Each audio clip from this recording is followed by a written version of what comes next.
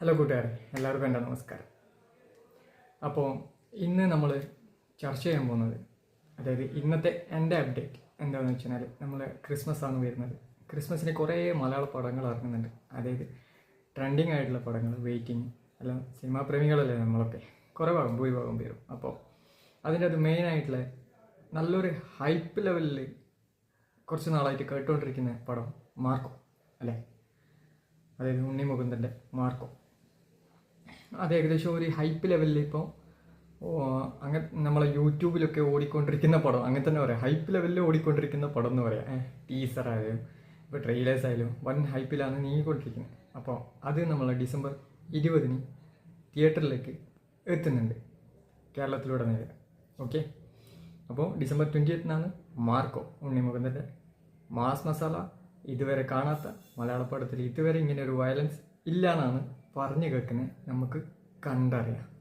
Okay, അപ്പോൾ രണ്ടാമത്തെ update എന്ന് പറഞ്ഞു കഴിഞ്ഞാൽ എക്സ്ട്രാ ഡീസൻറ്റ് എന്ന് പറഞ്ഞ സുരാജ് വെഞ്ഞാറമൂടിൻ്റെ പടം. അപ്പോൾ സുരാജ് വെഞ്ഞാറമൂട്, പിന്നെ ഗ്രേസ് ആൻ്റണി, കോമഡി ജോണറിൽ ഇറങ്ങുന്ന ഒരു പടം. ഇപ്പോൾ കുറച്ച് കാലമായിട്ട് സുരാജ് വെഞ്ഞാറമൂടിൻ്റെ കോമഡി അല്ല, ഒരു ക്യാരക്ടർ കോമഡി, ആ ഒരു ബേസ്. പണ്ടത്തെ ചളിക്കോമഡി അല്ല, ഇപ്പോഴത്തെ ഒരു കോമഡി വരുന്നുണ്ടല്ലോ, ഒരു ശ്രീനിവാസൻ സാറെല്ലാം ചെയ്തുകൊണ്ടിരുന്നത് ആ ഒരു റേഞ്ചിലുള്ള കോമഡിയാണ് ഇപ്പോൾ കുറച്ച് കാലമായിട്ട് സുരാജ് വെഞ്ഞാറമൂടിന് എനിക്ക് തോന്നിയൊരു കേസ്. കാരണം വേറെ ആരുമില്ല ഇപ്പോൾ ചെയ്യാൻ വേണ്ടിയിട്ട്, കോമഡി നടന്മാർ ആരുമില്ല നമ്മുടെ മലയാളത്തിൽ. കുറേ ആൾക്കാർ മൺമറഞ്ഞു പോയി. പിന്നെ ഒരു മെയിൻ ശരിയായ രാജാവ്, കോമഡി രാജാവ് എന്ന് പറയുന്ന ജഗദീഷ് ശ്രീകുമാർ, നമ്മുടെ അമ്പളിച്ചേട്ടൻ, അവരാണെങ്കിൽ ഇങ്ങനെ ആയിരിക്കും. അപ്പോൾ പിന്നെയുള്ളത് ഇതേമാതിരത്തെ ആൾക്കാരാണ്. അപ്പോൾ ഇവർ മാക്സിമം ഇവരെ കൊണ്ട് പറ്റുന്ന ലെവലിൽ ചെയ്യാൻ നോക്കുന്നുണ്ട്. അപ്പോൾ അവരുടെ പടം ഇറങ്ങുന്ന സുരാജ് വെഞ്ഞാറമൂടിൻ്റെ എക്സ്ട്രാ ഡീസൻറ്റ് എന്ന് പറഞ്ഞ പടം. അതും ഡിസംബർ 20 മാർക്കോന് കട്ടക്ക് നിൽക്കാൻ വേണ്ടിയിട്ട്, കട്ടക്ക് നിൽക്കുമോ അതോ വീഴോ നമുക്ക് കണ്ടറിയാം.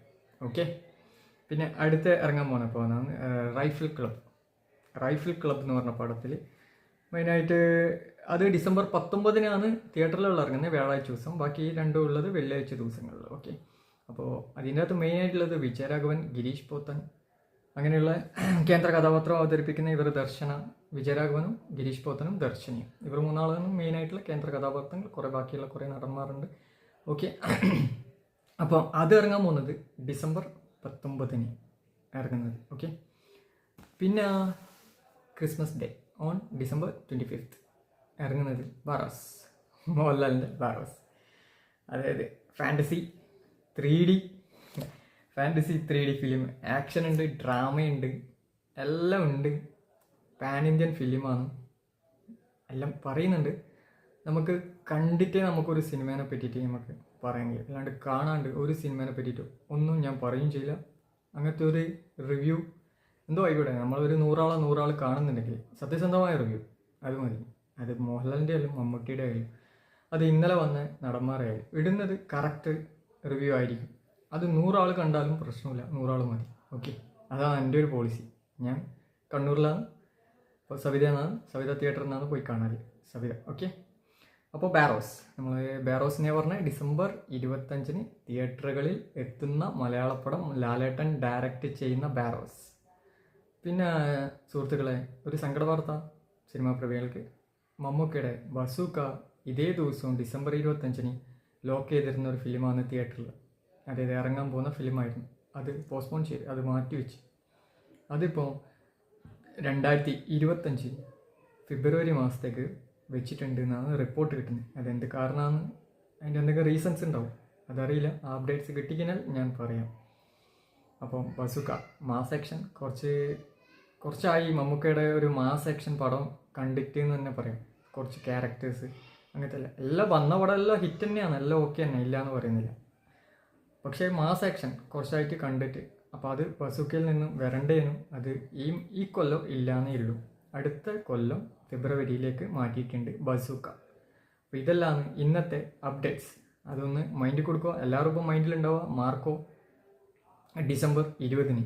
ഓക്കെ, ഇതായിരിക്കും മെയിനായിട്ട് ആൾക്കാർ ഫോക്കസ് ചെയ്യുന്ന പടം. ഈ കൂട്ടത്തിൽ, ഞാൻ ഈ പറഞ്ഞ കൂട്ടത്തിൽ, അതായത് മാർക്കോ, എക്സ്ട്രാ ഡീസൻറ്റ്, പിന്നെ റൈഫിൾ ക്ലബ്ബ്, പിന്നെ ബാരോസ്, ഇതിനകത്ത് എനിക്ക് തോന്നുന്നത് ഏത് പടമായാലും നമ്മളിപ്പം വിചാരിക്കാത്ത പടങ്ങളാണ് കയറി നമ്മൾ കണ്ണൂർ ഭാഷ പറഞ്ഞാൽ കയറിക്കൊളുത്തുന്നത്. അപ്പോൾ ഏത് പടമാണ് കയറിക്കൊളുത്തുന്നേ നമുക്ക് കണ്ടറിയാം.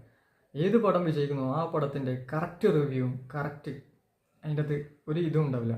അതായത് എനിക്കാരും പൈസ തരാനൊന്നുമില്ലല്ലോ റിവ്യൂ, മറ്റേ നല്ല റിവ്യൂ പറഞ്ഞാൽ എനിക്കിതൊരു മനസ്സിനൊരിത്. കാരണം എനിക്ക് പണ്ടേ സിനിമയോട് ഭയങ്കര ഒരു താല്പര്യമാണ്, ഒരു ക്രേസ് തന്നെയാണ്.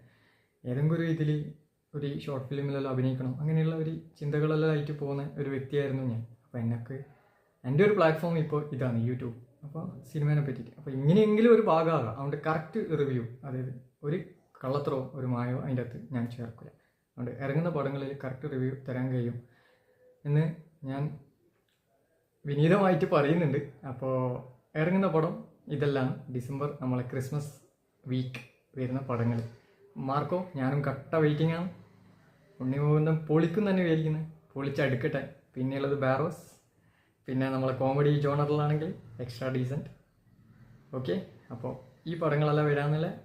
അപ്പോൾ നല്ല നല്ല മലയാള പടത്തിൻ്റെ OTT ആയാലും തിയേറ്റർ റിലീസ് പടങ്ങളായാലും അപ്ഡേറ്റ്സിന് വേണ്ടി എൻ്റെ വീഡിയോ ഒന്ന് വാച്ച് ചെയ്യുക.